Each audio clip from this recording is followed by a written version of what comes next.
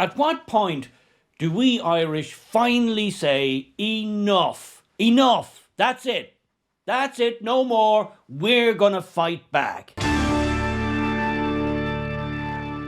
They won't stop. They just won't stop. They can't stop. They can't help themselves. They have to destroy everything. They will not rest. It seems to me, I'm talking about the Irish elites here, the people, the great, the good, who look down on us, the unwashed, the great unwashed, the plebs with the stain, the rubes. Oh, you can't trust them with anything because they don't know anything. We're very, very intelligent, very, very far-seeing and very, very astute. We couldn't possibly let the rubes decide what to do, so we have to do it for them. Now, what I'm talking about here is yesterday was Saint Brigid's Day here in Ireland. Saint Brigid's Day. Wonderful day, great celebration. It's now a holiday, although not for all the right reasons. Saint Brigid is the patroness saint of Ireland. St. Patrick is the patron saint of Ireland. St. Brigid is the patroness saint of Ireland. 1st of February is her day. We have a whole St. Brigid's cross. We used to make them in school with wreaths and stuff. Brilliant. Wonderful day and a great celebration. But the Irish establishment now, as you will know, if you watch events in Ireland and you study events in Ireland and you just watch the daily parade of things going on, the elites in Ireland, I'm talking about the political elite, the cadres there. I'm talking about the mainstream media who are in lockstep with the political class because there's a very big interplay there. They really hate anything that smacks in any way of traditional Ireland, of old school Ireland, of how Ireland was, say, pre-turn of the century, 2000-ish. They hate it. They think it's all backward. They don't want anything to do with it. They're now moving their sights towards the newcomers, the new to the parish people, the Somalis, the Congolese, people from all over the world, all parts of the globe.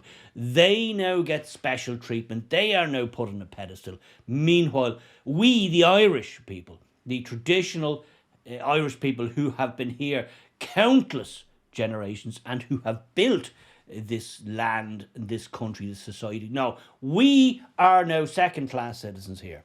And everything that we believe and our ancestors believed and took very seriously and took great solace from cradle to grave, that's now poo-pooed as been a load of old nonsense, a load of old bunk, backward. They were backward people. They were Dark Ages people. They didn't know anything. They didn't have contraception. They didn't have divorce. They didn't have abortion. What could they possibly know? These people were just misguided. Yeah, well, I don't buy into any of that nonsense. But yesterday was St. Brigid's Day. Yes, it was. And how did the Irish establishment celebrate this great Christian feast? St. Brigid was an abbess in County Kildare, Kildara in the old Irish, and she founded nunneries. She was a Christian saint. No, they've totally tried to rebrand her as some kind of feminist, abortion-loving, divorce-loving, LGBT-loving, pagan goddess. Look, it's really, at what point do we say stop? All of you people, just go away. Go away.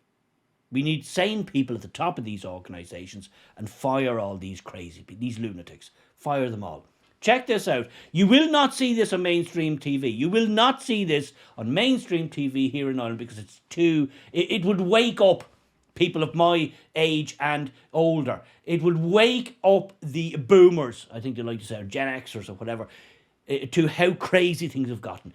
So they'll never see it. It's kept from them. It's never shown on the mainstream. But I'll show it to you here. This is how the Irish elites crapped on the feast of our patroness saint, Saint Brigid. Check this out.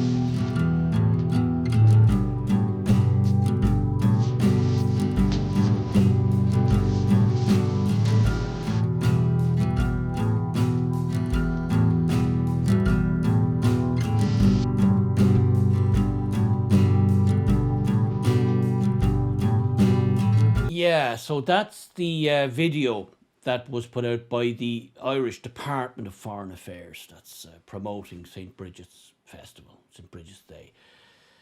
Now, I don't know if you noticed, but there really wasn't a whole lot of Christian things there. No, they've tried to turn Saint Brigid, our patroness saint of this country, of this land, a Christian woman who was a nun, an abbess.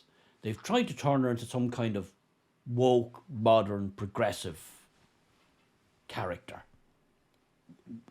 Why? Well, because that's the type of people who operate the system now. They hate anything traditional. They couldn't possibly show her in her true light because that would go against. They hate it. They hate everything about it. This is an abomination. But this is official Ireland now. This is official Ireland now. And that's what you get. Now, if you think that's bad, well, you get a load of this. This from T.G. Cahir. That's the Irish language channel, state channel that we have here. Now, okay, it's a niche channel. It's to promote the Irish language. It makes programs through Irish, in Irish, and it's got a niche following. But look, it's very important, and I believe it should be a bastion. We should always have something like this in Ireland to preserve our language and our culture. Well, check out what did they do? State sponsored for St. Brigid's Day. Have a look at this. In Anamanar, August on Vic, August on Spirit, Nave, Amen.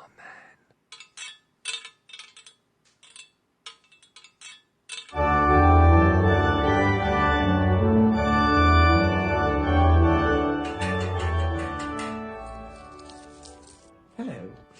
Diana, we're praying. Arnar Ata Ernav. Gunever da Anam. Is it chalk or talk?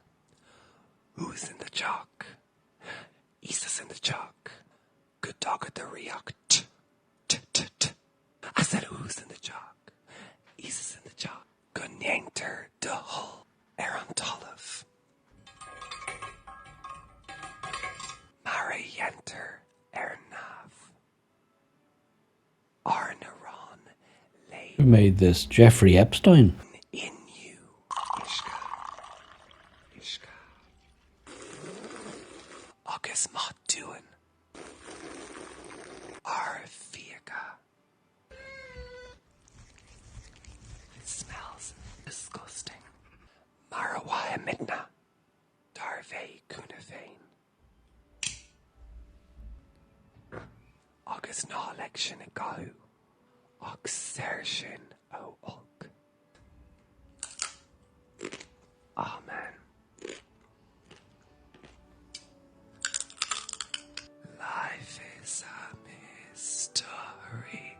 Everyone must stand alone. All right, I think you get the picture. Now, I have no idea who this young homosexual man is. At least I think he's a homosexual. I could be wrong. If he's not, then perhaps there's a possibility he may be lying to himself. Anyway, this is Irish state broadcaster material. This is the Irish state. This is official Ireland. And I think you would agree with me that this is outright, complete mockery, disdain, disgust, insult. Now, I lived and I grew up in the era of Dave Allen and of Father Ted, Dermot Morgan, Graham Linehan, amazing stuff.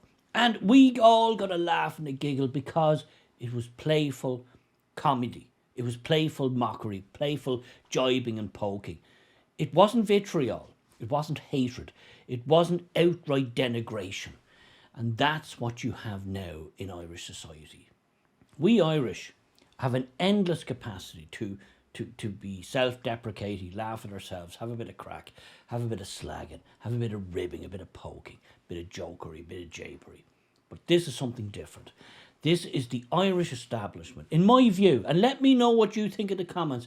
This is my view, that the Irish establishment now can never go far enough to absolutely crap on old Ireland, its traditions, its heritage, its culture, its people. That's it. They have open disdain for us. It's open, utter, insulting disdain. They hate us. It's vitriol, not playful. No, they dress it up. They try to dress it up like, no, we're just been, moving along with the times. Just no, it isn't. It's open and outright disdain. They can't wait for us to all disappear. Well, I will not go gently into that dark night. I can tell you that. At some point, enough is enough. Enough is enough. We're going to stand up. And we're going to take back, on behalf of our ancestors who built everything we have today, we're going to take it back on behalf of them and on behalf of us and our children. And to you progressive left-wing communist scum who are trying to eradicate my people, my ancestry, my culture, my heritage. Well, I've got an oldie Irish saying that my ancestors knew well to offer to you. Pogue Mahone.